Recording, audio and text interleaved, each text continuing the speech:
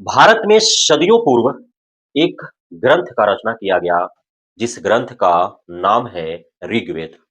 और ऋग्वेद के माध्यम से भारत में रह रहे मानवों को 4 अलग-अलग वर्गों में विभाजित किया गया, जिसमें सर्वोच्च वर्ग ब्राह्मण, उच्च वर्ग क्षत्रिय, मध्यम वर्ग वैश्य और निम्न वर्ग शूद्र के रूप में बांटे गए। शूद्रों का सदियों से जमकर शोषण होते रहा और महिलाएं चाहे जिस भी वर्ग की थीं, उन्हें शूद्र ही समझा जाता रहा और शूद्रों का कार्य था सर्वोच्च वर्ग ब्राह्मण, उच्च वर्ग क्षत्रिय और मध्यम वर्ग वैश्य का सेवा करना।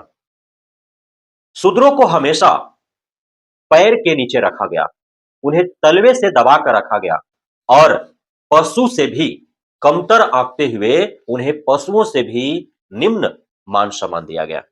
या यूं कहें कि शूद्रों के लिए मान सम्मान जैसा कोई मध्यम वर्ग, उच्च वर्ग, सर्वोच्च वर्ग अर्थात ब्राह्मण, क्षत्रिय, वैश्यों के मन मस्तिष्क में शब्द ही नहीं था।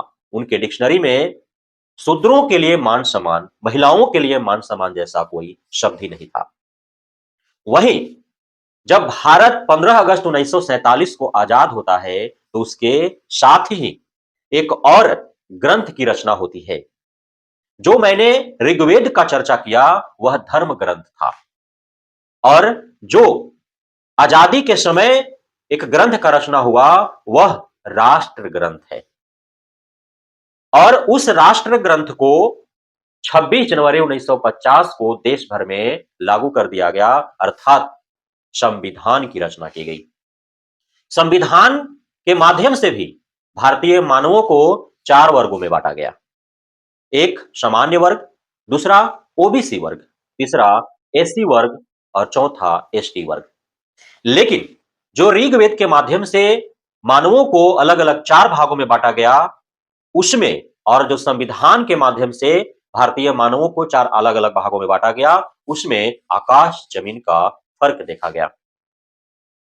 ऋग्वेद के माध्यम से वर्गों में बांट मानवों का शोषण किया जाता रहा, जबकि संविधान के माध्यम से मानवों को वर्गों में बांट शोषण मुक्त और मुख्य धारा में जोड़ने का प्रयास किया गया। और इसी कड़ी में जो शोषक वर्ग थे, उनको सामान्य वर्ग के रूप में रखा गया और जो शोषित वर्ग थे, जिनका सदियों से शोषण होता रहा, उन्हें ओबीसी, एससी, एसटी वर्ग में रख उन्हें आरक्षण दिया गया और उसी आरक्षण पर आज प्रहार होते दिख रहा है। नमस्कार, हकीकत में मैं राकेश वर्मा आप सभी का स्वागत करता हूं। मैं आज आपके सामने साक्ष्य प्रस्तुत करूंगा कि किस प्रकार वे लोग जो जो अब तक आरक्षण को देश के लिए नासूर बताते रहे, वे लोग जो अब तक आरक्षित कोटे में आने वाले लोगों को कोटे वाला कह उनका फफकियां उड़ाते रहे, चुटकियां लेते रहे, इस प्रकार आज खुद ही आरक्षण को चाशनी समझ उसमें गोते लगा और चुस्की ले रहे हैं, अर्थात आरक्षण का मजा उठा रहे हैं। और वो जहां एक तरफ आरक्षण का लुत्फ उठा रहे हैं, आरक्षण का मजा ले रहे हैं, आरक्षण का चाशनी समझ उसमें गोते लगा चुस्की ले रहे हैं, तो दूसरे तरफ ओबीसी, एससी, एसटी को मिलने वाले आरक्षण पर प्रहार कर उसे खत्म भी कर रहे हैं। आखिर कैसे? अभी हाल ही में 3 बड़ा उदाहरण है। पहला, यूपी में यूपी पुलिस कांस्टेबल की भर्ती हेतु परीक्षा आयोजित की जाती है।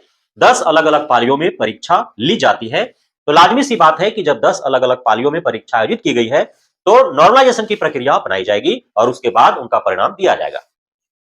तो लिखित परीक्षा का परिणाम घोषित किया गया और उसमें जो कट ऑफ तय किए गए अलग-अलग कैटेगरियों के लिए, उसे देख हैरानी तब होती है जब उस कैटेगरी का कट ऑफ ओबीसी से भी निम्न कर दिया गया, जो कैटेगरी वास्तव में संवैधानिक है ही नहीं है।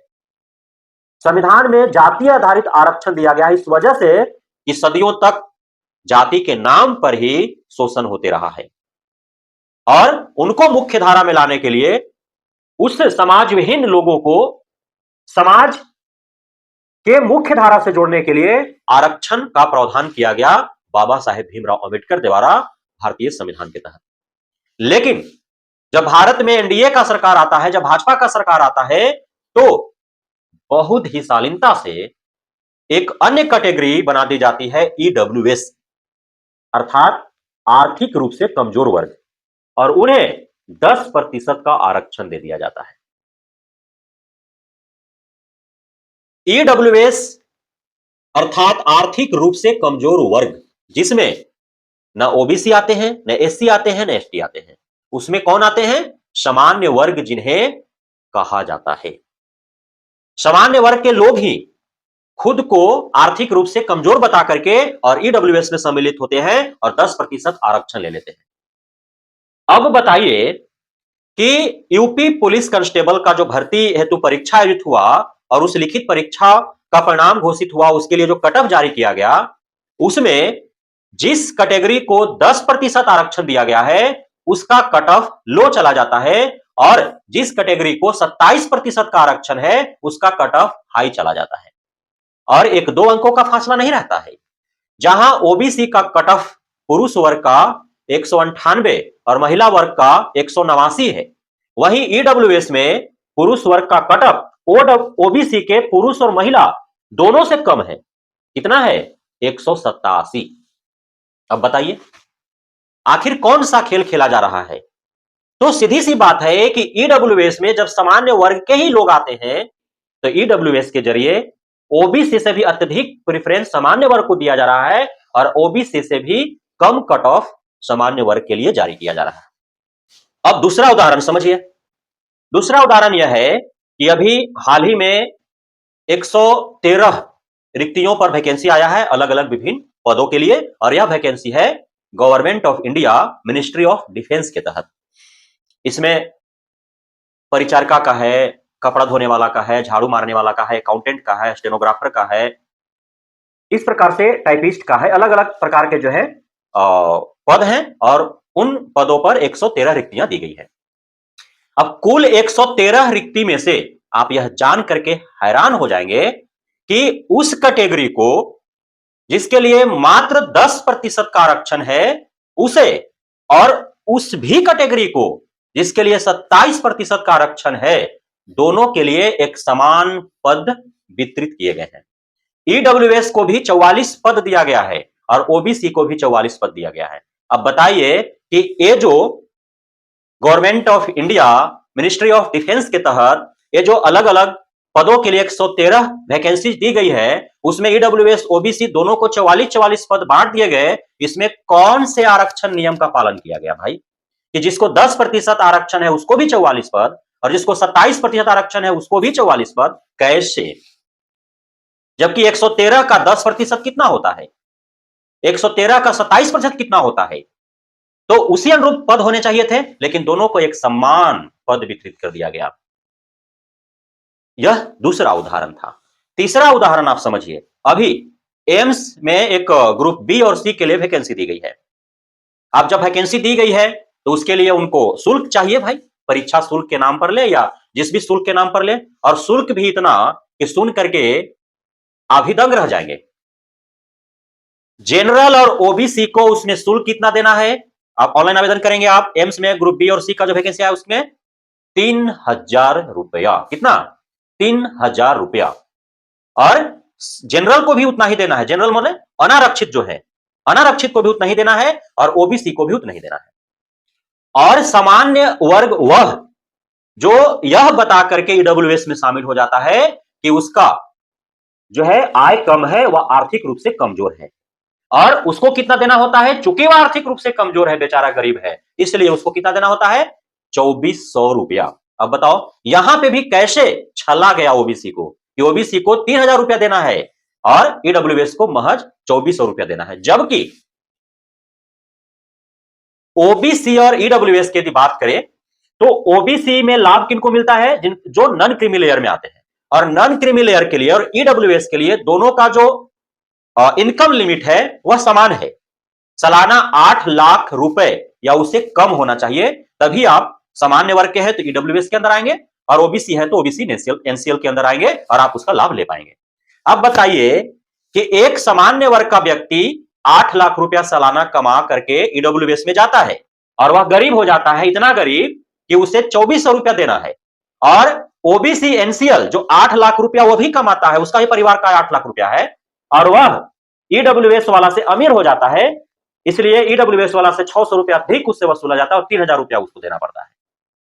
क्या खेल खेले जा रहे हैं। और इस प्रकार के दर्जनों उदाहरण हैं 2014 के बाद से अब तक विभिन्न केंद्र के वैकेंसीज में, विभिन्न राज्यों के वैकेंसीज में, अलग अलग डिपार्टमेंट के वैकेंसीज में, जो यह उदाहरण बनकर के खड़ा है और दिखा रहा है कि किस प्रकार से बेहद ही शालीनता से आरक्षण को खत्म किया जा रहा है। अनारक्षित वर्ग को अर्थात सामान्य वर्ग को आरक्षण दे करके उनको ओबीसी एससी एसटी से अधिक लाभ पहुंचा करके और कैसे उन्हें विभिन्न सरकारी विभागों में भरा जा रहा है, जबकि वास्तविकता यह है कि महज पूरा जो जॉब अपॉर्चुनिटी है निजी संस्थानों से उठा करके सरकारी संस्थानों तक, चूंकि जो रिजर्वेशन है वो सरकारी विभागों में दी गई है और सरकारी शैक्षणिक संस्थानों में दी गई है। निजी शैक्षणिक संस्थान हो या निजी कोई कंपनी हो, कोई डिपार्टमेंट हो, उसमें तो दिया नहीं गया है। महज 1 से 2% जो है वही आपका जॉब अपॉर्चुनिटी है सरकारी संस्थानों में, सरकारी विभागों में। 98-9% जो है वह जॉब अपॉर्चुनिटी कहां है, वह प्राइवेट सेक्टर में है। अब उस 1%, 1.5-2% जो भी है उसी पर आरक्षण दिया गया है, उस आरक्षण को भी वर्तमान सरकार खत्म करने की साजिशें कर रही है। तो फिर से वही सदियों पुराना रिवाज आरंभ होगा कि जो जाति स्तर से निम्न है वो आर्थिक स्तर से भी निम्न ही रहेंगे और उनको उसी प्रकार कुचल करके रखा जाएगा जैसे सदियों से उन्हें कुचला जाता रहा है। अतः अब इस मुद्दे को गंभीरता से लेने की आवश्यकता है और एससी एसटी ओबीसी वर्ग के लोगों को एक साथ संगठित होकर के और आरक्षण को बचाने के लिए जंग लड़ने की आवश्यकता है। नहीं तो इसी प्रकार से यदि जो सरकार अभी है केंद्र में उसकी सत्ता और अत्यधिक दिनों तक बनी रही तो आरक्षण का नामो निशान नहीं रहेगा, सिर्फ कागजों में रहेगा, धरातल से मिट जाएगा।